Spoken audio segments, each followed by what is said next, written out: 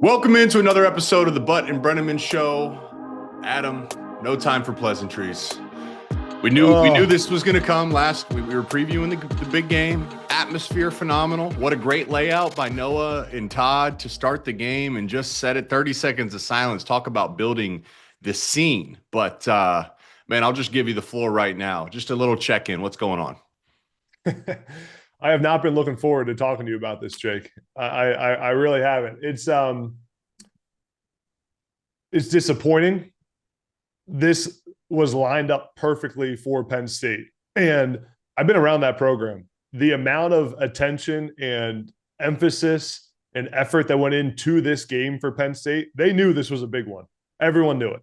And there's been times in the past where Penn State's had that, it's a 1-0 mentality. That wasn't the case for this game. Everyone in that program knew how important it was because of what it means for James Franklin, his legacy, for Drew Aller in his final year of college football, but also, Jake, for what it means for the rest of their season in the Big Ten and what they have to do in order to get to the position that Penn State wants.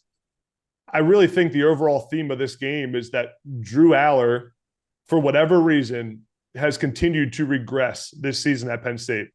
He's 4-7 against ranked teams, 22-0 against unranked opponents. Can I push back on this? What's that? Can I push back on this, or can I present an alternate? Because it's the chicken or the egg. Is it Drew Aller? But here's my concern, and here's why I cut Drew some slack. Drew's not the only one that regressed. Why is it that Singleton and Allen have regressed? Why is it the O-line has regressed? To me, the foundation, like the common denominator, is the offensive system. And I thought that there was a really clear difference in body language between Oregon's offense and Penn State's offense, aside from when they came back. And that, to me, they're communicating confidence and belief in the system when they're saying that. The thing about Oregon, the difference in when I watched that game back, every snap of it 2 times yesterday.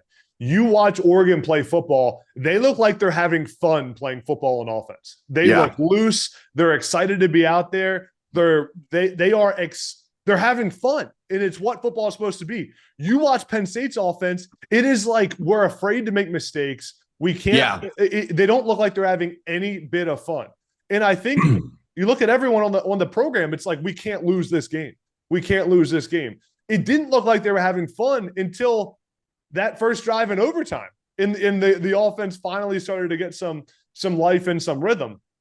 I think the job that Will Stein did of getting easy completions for Dante Moore was marvelous. There were so many of them, and it allowed Oregon to be ahead of the sticks all game long. You watch Drew Aller in this Penn State offense, there was never a time where Drew was in rhythm in this game. He never had easy completions. Penn State was constantly in 3rd down and long, where Oregon stayed ahead of the sticks the entire game. In James Franklin's press conference on Monday, where he previews the next week and obviously recaps the previous week, he made a comment that sounds a lot like what I heard Franklin talk about with prior offensive coordinators. I remember when Mike Yurcich was the OC at Penn State, Franklin would always say, every other team in the country gets easy completions for their quarterback. We need to get easy completions for our quarterback. He said the same thing after on Monday. Franklin said, we need easy completions for Drew Aller early in the game and early in drives. And his quote was, everyone else in the country is able to do it. We have to be able to do that. But at the end of the day, Penn State had multiple chances to win this game. All they needed was one stop in the first overtime, had a chance in the second overtime. Jake, let me wrap with this.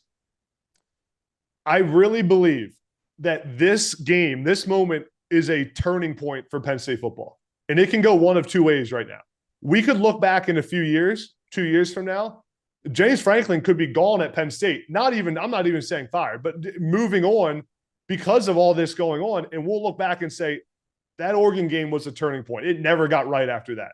Mm-hmm. Or we're going to look back and say Penn State looked themselves in the mirror, figured it out, and Penn State hasn't been the same since then. Penn State wins a title in 2 years, and we look back right now and say, man, remember after that Oregon game how bad it seemed? And they did a great job looking themselves in the mirror and figuring it out. I really think this is an inflection point in James Franklin's tenure at Penn State. Modern physics tells us, Adam, that there is likely infinite universes. And I believe after this game, there is a split in the timeline, just like you're saying. And there's a direction of which way this team's going to go. Here's what's concerning to me though, is there was opportunity. It's not just one person. It's not just the system. It's not just Drew. It's not just the running backs or O-line. Because there was easy completions on tape, and Drew is missing his tight end on a 6-yard top pop pass. Wide open. Would be a 1st and 10. Check downs on 1st and 10, and he's throwing down the field into drop coverage. So it's like, and I look at his feet. The best play he had was off of play action where he hits Devontae Ross on that post route because he had a base. That big, tall, strong Drew Aller can just release the ball and it looks great. But far too often in the game, he looks gimmicky. He looks like he's out of sorts as a quarterback. I don't want to beat up on him. So I'll end with this too, Adam, and then we'll flip it to Oregon. Hey, man, take all the noise away. But the noise is real, but let's for a second just take it away and let's just focus on the truth. You're 3-1. You took what many of us believe is the first or second best team in all of college football to double overtime. Sure, you struggled to get the offense going for the majority of the game, but you fought back and took the lead. That says a lot about the character of these guys, and you had plenty of opportunities to win. So you're still right there. But something has to change between when they play Ohio State and Indiana later in the year, like two teams that are outstanding. Something has to be different about this team in those games. And I don't know what it is, but that's where leadership really comes into play. I want to flip this too, though, Adam, because are you going to Oregon? Are you going to Oregon? I'm going to go to Oregon. Yeah. Let me have one because I think it's important to talk about Penn State's playoff path right now and how what the rest of the season has to look like. You just made a great point. Everything's still in front of them, right? You're right there. One loss, everything's in front of you. The reality, though, is that now Penn State needs to beat a top 10 opponent in order to make the playoffs, something they haven't done since 2016. They need to beat Ohio State or Indiana. It's poetic in a sense. Both top 10 teams, and they probably will be when Penn State plays them. The 9-3 Penn State team is not making the college football playoff. No. So they need to win one of those games.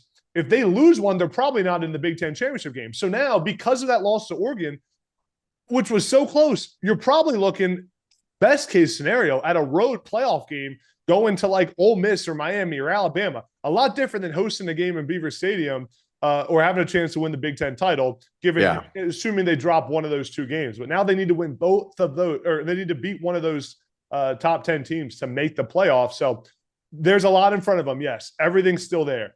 Did we see a lot of moments where we're like, man, if they could if that's on film every play, this is a national championship team. Did Jim Knowles' defense play really well? Yes. Got plays, but didn't get a stop when they needed it the most.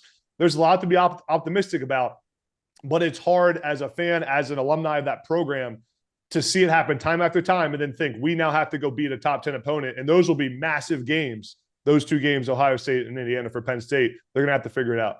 That's what this year is, literally poetic in the sense of like, it is or it isn't. It is a split in space and time. Like there is a fork in the road. And you're so philosophical. This fork in the road, split in time thing. I love it. It's just another way to say it, though. You know, I like some of that stuff, but you're a poet.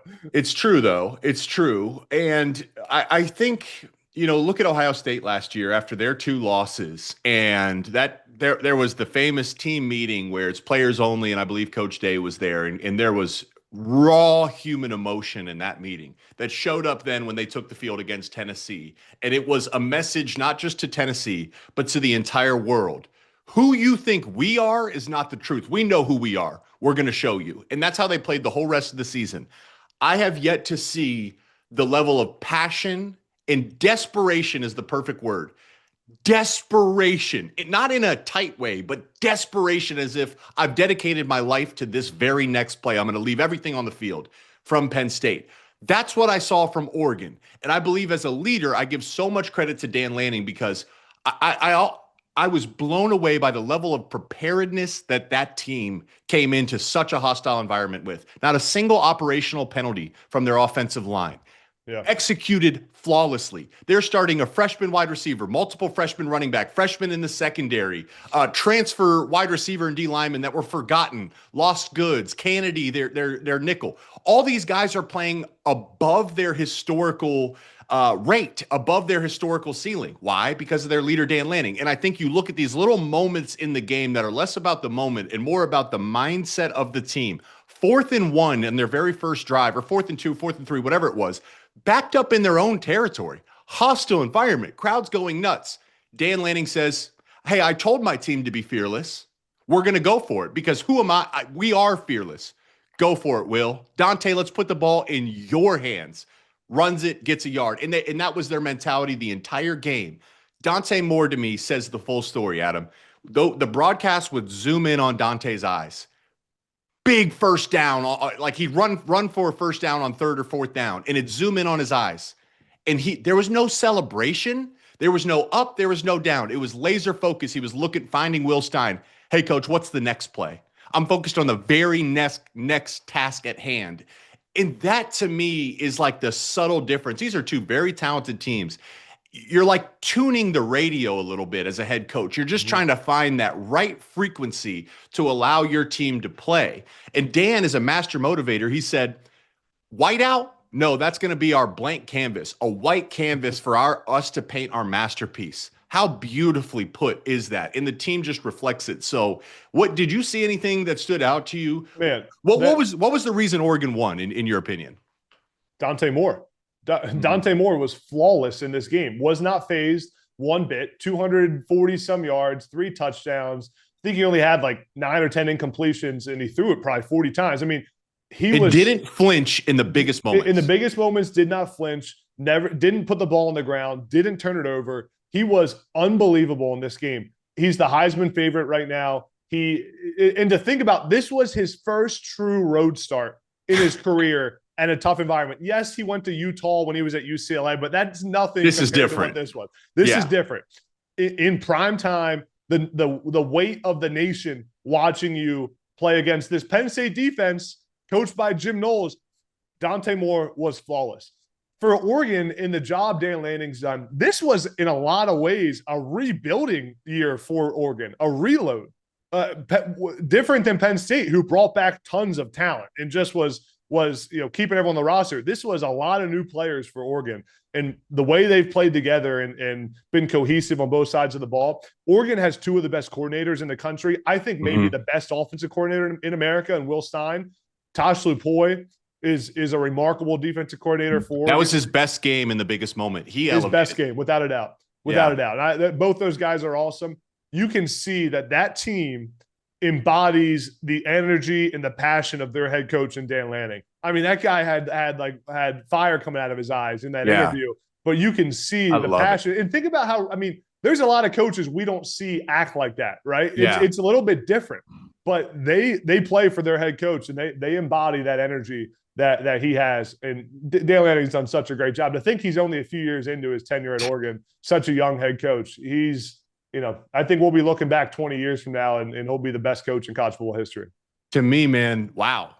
Whoa, we can't just gloss over that. You're talking about, dude, he's like 38 years old. Yeah. I know. Think about what he's doing. I know. Listen, trust me. In Oregon, 0 national championships in their history as a football program, but I believe it's a matter of time. They've elevated from a really good to one of the current blue bloods, and they have their guy in Dan Lanning. And that post-game interview, people were cracking jokes. What I saw was a man that put his entire physical body, his soul, his emotional body, everything on the line for that game. And it was a hostile environment, backed up against the wall. And he was so prepared. He was anticipating things. How about Dylan Thieneman, the game-closing interception? They talk about it, and he said, we knew that this was a tendency that we saw on film. We were ready for it. And we had seen indicators that made us believe that play was going to come. Prepared, ready, execution. Outstanding. And it's a great job because Penn State ran that play with Tyler Warren so much last season. Yes. The play action, wheel right up the sideline after, showing the swing pass on the outside. Normally the safeties are biting up on that. Yep. Dylan played it perfectly, man. It was an impressive performance. It was, Man, it's tough. It's tough as a Penn State fan, as an alum, to see it go down. But I love Dan Lanning. I can't help but root for him at times because he's such a good coach, and he's got so much. He's so good for our game of college football. Yeah, I just think, and we'll move on to our Fansville hype man moment here in a second. But what's your job of a head coach? Like, why are we paying so and so 8 figures? And the reason is it's to extract that final 10% of potential from your staff and your players. DeCorian Moore is a freshman.